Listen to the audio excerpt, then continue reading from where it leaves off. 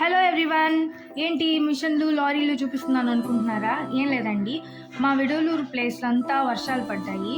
వర్షం పడడం వల్ల రైతుకి అట్ ద సేమ్ టైం వరి కోత మిషన్లు ఉన్న వాళ్ళకి అందరికీ ప్రాబ్లం అవుతుంది.